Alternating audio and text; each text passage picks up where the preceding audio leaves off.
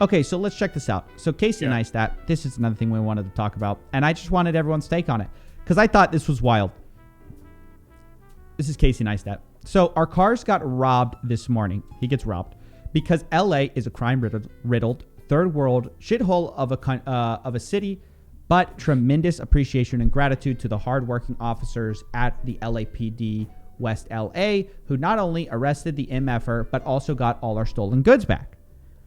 Now, Seth Rogan decides to respond, and they get into it, and I think it's interesting. It's a cultural divide right now. Seth Rogan, dude, I've lived here over 20 years. You're nuts, haha. It's lovely here. Don't leave anything valuable in it. It's called living in a big city. Casey Neistat says, LA. Yeah. I can be mad though, right? I feel so violated.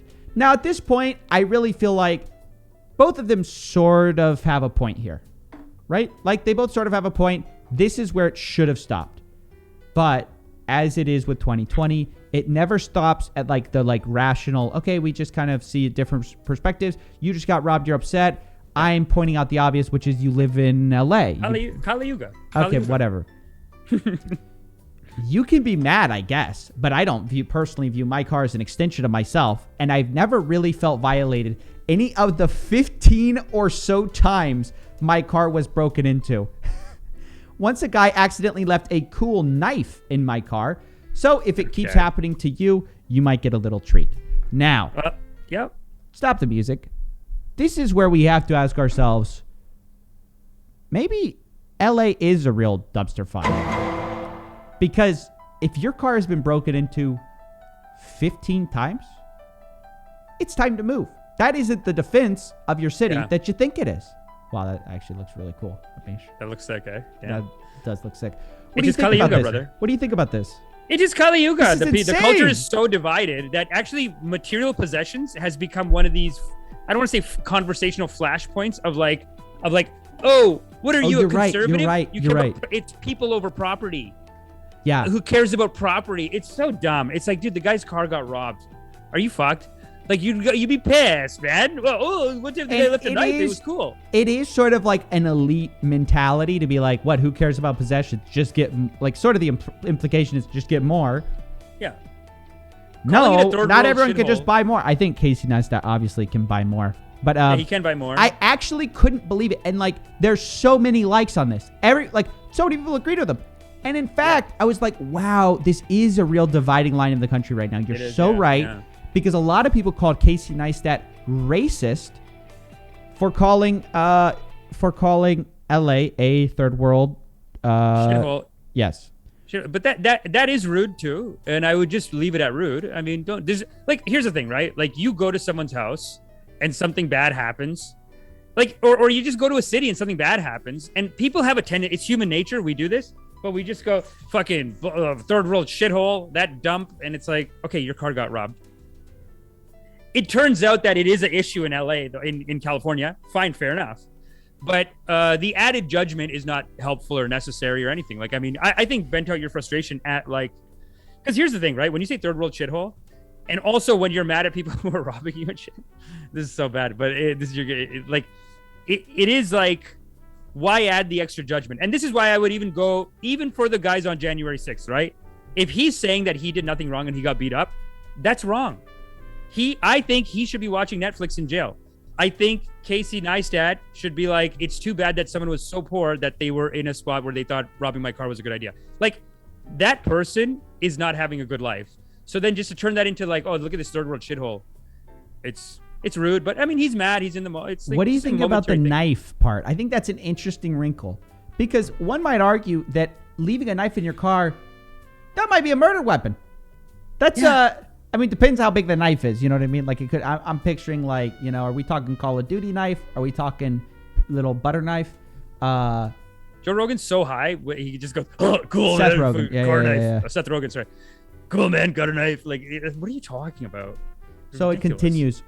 Casey Neistat, I didn't get any treats. He just left decorations for my daughter's he just took the decorations for my daughter's 7th birthday and left bloody handprints. Now, here I do have to wonder, like, now it's a weird robbery. How specific? You're robbing a 7-year-old's, like, birthday decorations? Dude, it's crackheads, I don't man. get that. But he left bloody prints. Serious question. How did you get your car broken into 15 times? Seth Rogan. I lived in West Hollywood for 20 years and parked on the street. I don't think that excuses you getting your car broken into 15 times. I'm just going to be honest. Yeah. Is this a little bit of victim blaming too? It's victim blaming, like, oh, Casey Neistat. Yeah, it is. Like, it's just, you know what it is. It's but again, like, it's well, you're kind of saying like, look, hey, you left something in your car. You were asking for it. Oh, that victim blaming. Yeah. Also, you're in a big city. Stupid. What did you think? What did you think was going to happen? Big car in a big city. It is sort of like, I mean, it's not. It's obviously not. Obviously, it's not the same. But it is a little bit like people who say like, oh, what? She dressed that way and went downtown like at 2 a.m. What are you, crazy? What did you think was going to happen? Yeah.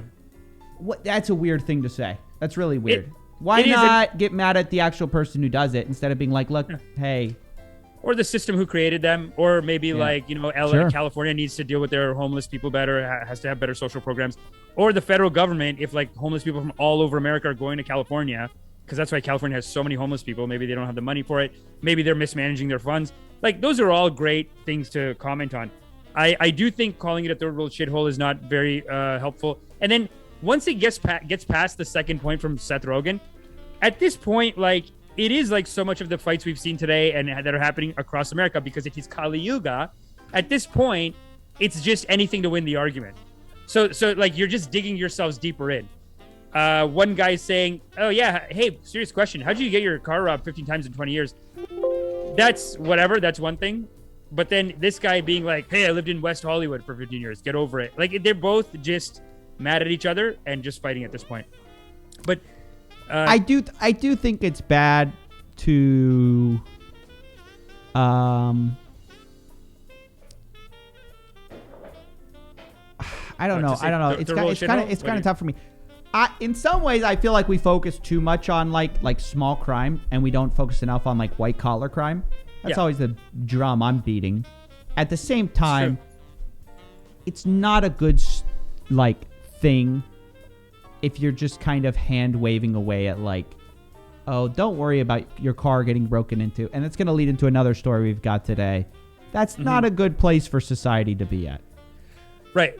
I guess the way that I would defend that is the same way, like I would say for the January 6th guys, the same way I'm saying Ghislaine Maxwell. It's like, what is the underlying system here? Like, instead of just saying you did something wrong, I want to hit you, I want to punish you, I want to hurt you.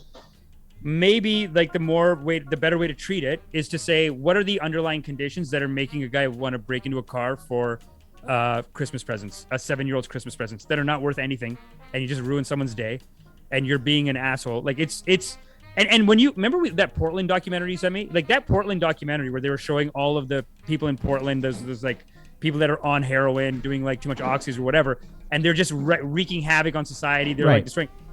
It's like calling something a third world shithole, not helping anything, but saying like, it's too bad that, LA doesn't have the resources to take care of these people, and they feel like the situation is so desperate and they're doing so much drugs that they had to break into a car and just ruin someone else's day. It's not effective. It's not productive for anyone. It's not good for anyone. Seth Rogan could have said that. He could have said that, but instead they both went into a fight on each other, I guess. Really, I'd say more Seth Rogan. No, I'm not saying you just get mad at like, getting mad at a criminal, like an individual criminal by himself, is not productive from a society standpoint. You're not going to solve crime by just like being like mad at the guy who, breaks into a car or whatever. I think it's okay for Casey Neistat to be mad at it. But I think individual people being like, oh, what's the big deal? I think that's very stupid. I mean, everyone should take... it's not what's the big deal. It's just like, what's the way out of this, I guess. Where I'm not saying what's the big deal, ignore it. I'm saying instead of just going into like, this is a third world shithole and these people are stupid and just get the cops to come and crack down on them, you need to look into like, what's the underlying issue, or else you're never going to really solve it. You're always just going to get that thing polarizing further and further too, I feel like. So it's like the solution is, there is a solution. It's just not cracking someone over the head. The solution is, are we educating people? Are we getting, do we have supports in place, whatever, and just get them in place because it's cheaper. It's a little bit like, how with hospitals, like in America, the emergency room, Like, because there's no healthcare, a lot of places people just show up to the emergency room, and then that ends up costing more money. So it's like better to just be like, hey, have a basic bit of healthcare for everyone for emergencies or whatever. And people have done studies on this in America where they're like, we'll actually save money because if they just show up in the emergency room, we're paying 10 times the cost. But by saying like, hey, we're being tough, preventative medicine, yeah. And that mentality of like not giving them healthcare in the first place, it is a little punitive. It is a little bit like pull yourself up from your own bootstraps, figure it out. You got to do whatever for yourself. And then in the end, you're wasting more money. You're not helping the person, right? Like it is a lot like even teaching sex ed. So many people do this. I just feel like, look, you deal with it at both levels. You have to deal with it at like an individual guy robbed an individual car. You got to deal with it at that level. That's the level cops should like intervene at. Right. But there's this whole larger like scale level, what you're talking about, a larger level of analysis of like, okay, well, how do you prevent? That's not necessarily going to prevent it. You're dealing with it maybe so that he doesn't repeat offend or whatever. You're trying to deal with it like to rehabilitate that person. But how do you prevent that person from getting there in the first place? And that's a separate scenario that I don't think I have the answers for. But I just wanted to bring this up because it's crazy to me that like the 15 or so times, that's just amazing. I'm 15 just like, 15 times, wow. You're crazy. Yeah, it's weird even writing the tweet. It's like you're out of touch, dude.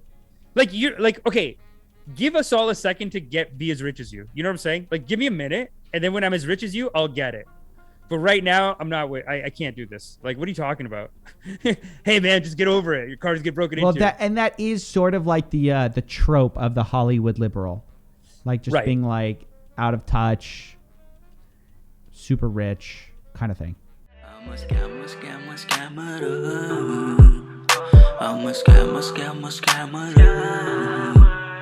Gonna rip you off, take you down.